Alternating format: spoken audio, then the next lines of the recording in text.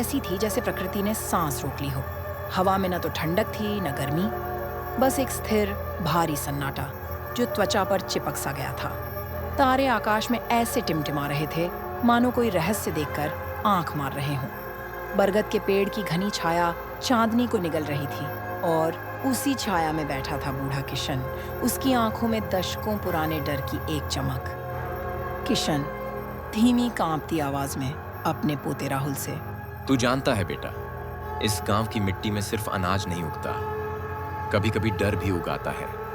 और वो डर, वो चुड़ैल का डर, उसकी जड़ें इतनी गहरी हैं कि कोई खोद नहीं सकता। किशन की आवाज में एक ऐसा वजन था जो सिर्फ उम्र से नहीं बल्कि अनुभव से आता है। वो अनुभव जो आत्मा को झकझोर दे, रोंगटे खड़े कर दे। राहुल, जो शहर से इंजीनियरिंग की पढ़ाई करके छुट्टियों में आया था, पहले तो मुस्कुराया। उसके लिए ये सब अंधविश्वास था, पर दादा की आंखों में छिपी वह विकलता, उनके हाथों का कांपना, ये सब नाटक नहीं लग रहा था। राहुल, हल्के से मुस्कुराते हुए। राहुल की आवाज में आत्मविश्वास था, शहरी शिक्षा का वह अहंकार जो हर पारंपरिक डर को मिथक बताने पर तुल्ला होता है। पर किशन ने सिर हिलाया, एक लंबी सांस ली, जैसे स्मृतियों के भारी बोझ को समेट रहा हो। किशन, विज्ञान? बेटे, विज्ञान उन चीजों को नहीं समझ पाता जो आंखों से दिखती नहीं पर दिल से महसूस होती है। मैंने देखा है उसे, उस चुड़ैल को। सन 1972 की बात है, मैं तुम्हारे उम्र का ही था। और फिर शुरू हुई कहानी। किशन की आवाज धीमी पर दृढ़ हो गई। वो रात भी ऐसी ही थी, अमावस्या। गांव के पश्चिमी छोर पर स्थित टूटे मंदिर में से एक अजीब सी रोशनी आ रही थी। कुछ जवान लड़के, जिनमें किशन भी शामिल था, शरारत में वहां पहुंच गए। युवा किशन अपने दोस्तों से डरती पर उत्सुक आवाज में, अरे सुनो, लगता है कोई अंदर है, शायद चोर है। मोहन, किशन का दोस्त, घबराते हुए, चुप कर बे किशन, ये कोई चोर नहीं, कहते हैं यहाँ वो रहती है। शब्द हवा में लटक गया। सभी जानते थे वो कौन है। गांव की किंवदंती चंद्रकला, जिसके बारे में कहा जाता था कि वो कोई साधारण औरत नहीं बल्कि एक चुड़ैल थी जो जानवरों का खून पीती थी, बच्चों को भटकाती थी और जिसकी नजर लग जाए तो इंसान पागल हो जाता था। उस रात किशन ने अपनी आंखों से देखा, मंदिर के टूटे शिखर से उतरती हुई एक काली लंबी सी छाया। उसकी आंखें लाल थीं जैसे जलते अंगारे। और फिर वो चीख, इतनी तीखी और दर्द भरी कि कानों के पर्दे फटने लगे। बूढ़ा किशन आंखें बंद करके गहरे सदमे में। मैं भागा, सीधे घर आया। 3 दिन तक बुखार में तड़पता रहा। बाबा जी, गांव के ऊन्हा ने जड़ बूटी से ठीक किया, पर वो चीख, वो आंखें मेरे साथ ही रह गईं। राहुल अब मुस्कुरा नहीं रहा था।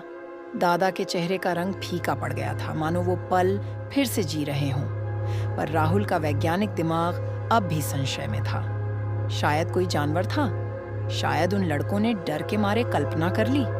उसने तय किया कि वो इस रहस्य का पता लगाएगा। अगले दिन राहुल गांव में घूमने निकला। चुड़ैल की कहानी सभी जानते थे, पर बात करने से हर कोई कतरा रहा था।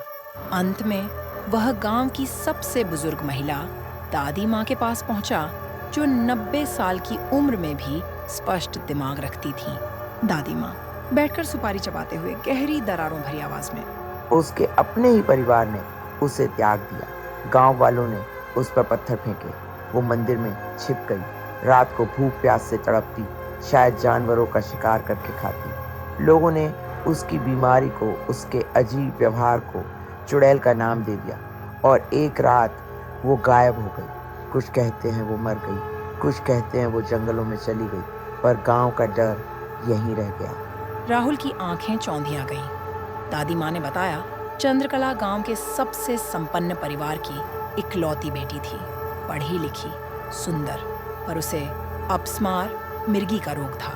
एक बार सामुदायिक पूजा में अचानक उसे द्वारा पड़ा। अज्ञानता के उस दौर में लोगों ने उसे ऊपरी साया या भूत ग्रसित समझा। दादी माँ आवाज में दुख भरकर। उसके अपने ही परिवार ने उसे त्याग दिया। गांव वालों ने उस पर पत्थर फेंके। वो मंदिर में छिप गई। रात को भूख प्यास से तड़पती, शायद जानवरों का शिकार करके खाती। लोगों ने उसकी बीमारी को, उसके अजीब व्यवहार को चुड़ैल का नाम दे दिया और एक रात वो गायब हो गई। कुछ कहते हैं वो मर गई, कुछ कहते हैं वो जंगलों में चली गई, पर गांव का डर यहीं रह गया। राहुल को सब समझ में आने लगा। डर का असली रूप चुड़ैल नहीं, बल्कि अज्ञानता, क्रूरता और सामाजिक बहिष्कार था। पर दादा किशन की कहानी, उस रात मंदिर में क्या हुआ था? राहुल ने तय किया वो उस टूटे मंदिर में जाएगा। अगली रात राहुल टॉर्च लेकर मंदिर पहुंचा। जर्जर दीवारें, टूटे हुए मूर्ति अवशेष और एक भारी सी दुर्गंध। तभी उसकी नजर एक कोने में पड़ी एक पुरानी डायरी पर पड़ी। कवर जर्जर था पर पन्ने सुरक्षित थे। वो चंद्रकला की डायरी थी। उसमें लिखा था उसका दर्द, उसकी यातना, उसकी बीमारी के दौरे और एक सच। डायरी से अंश, चंद्रकला की आत्मा की आवाज में। आज फिर वो द्वारा आया। जब होश आया तो मैंने देखा एक बकरी मरी पड़ी है और मेरे हाथ खून से सने हैं। मैं नहीं जानती क्या हुआ। लोग कहते हैं मैं चुड़ैल हूँ, शायद सही कहते हैं। क्या कोई इंसान ऐसा कर सकता है? मैं डर गई हूँ, खुद से डर गई हूँ। शायद मेरे अंदर कोई दैत्य है। राहुल की सांसें रुक सी गईं। चंद्रकला खुद अपनी स्थिति से डर गई थी।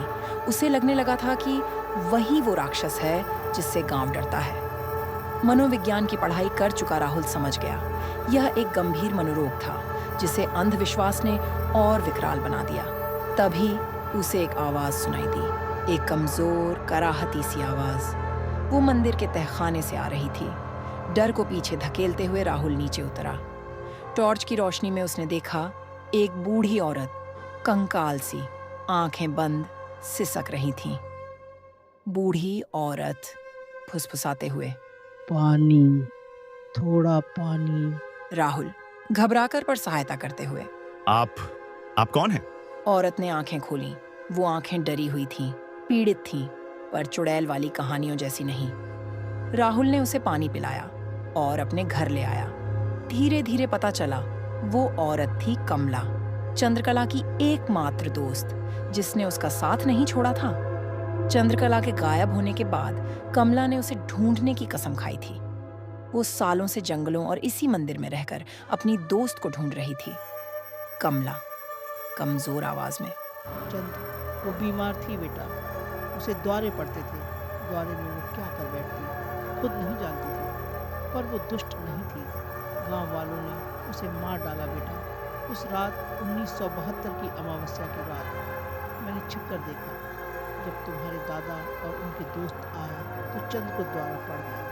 वो चीखी, लोग डर कर भाग गए, पर गांव के कुछ नौजवान जो उसे मारने का बहाना ढूंढ रहे थे आ गए। उन्होंने उसे पीट पीट कर रोने लगती है। सच सामने आ चुका था। चुड़ैल नाम की कोई नहीं थी तो सिर्फ एक बीमार औरत जिसकी हत्या कर दी गई। और उस हत्या के गवाह बने किशन और उनके दोस्त, जिनके मन में उस रात का सदमा एक ऐसा डर बन गया जिसे उन्होंने चुड़ैल का नाम दे दिया। उनकी आंखों ने जो देखा वो चुड़ैल नहीं, बल्कि एक निर्दयी हत्या थी, पर मन ने उसे स्वीकार नहीं किया। मन ने एक काल्पनिक राक्षस गढ़ लिया ताकि मानवीय नृशंसता का सामना न करना पड़े। राहुल ने सब कुछ दादा किशन को बताया। पहले तो वो हंसे, फिर गुस्सा हुए, पर जब कमला को देखा और डायरी पढ़वाई तो उनकी आंखों से आंसू बह निकले। 50 साल का डर, 50 साल का सदमा एक ही पल में टूटकर बह गया।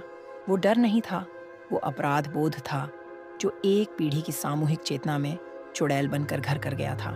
कहानी का अंत एक नई शुरुआत बना।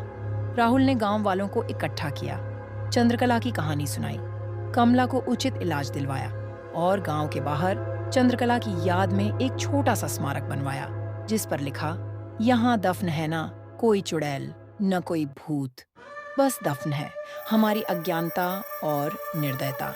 लेखक वर्णनकर्ता का समापन भाग। आज भी जब रात गहरी होती है और हवा में सन्नाटा छा जाता है तो कुछ लोग कहते हैं कि उस पुराने मंदिर से कराहने की आवाज आती है, पर अब गांव वाले जानते हैं वो आवाज किसी चुड़ैल की नहीं, बल्कि इतिहास की है। इतिहास की वह पीड़ादायी पुकार जो हमें याद दिलाती है कि कभी-कभी असली राक्षस हमारे अंदर होते हैं, हमारे डर में, हमारे पूर्वाग्रहों में और दूसरे को समझने से इनकार करने में।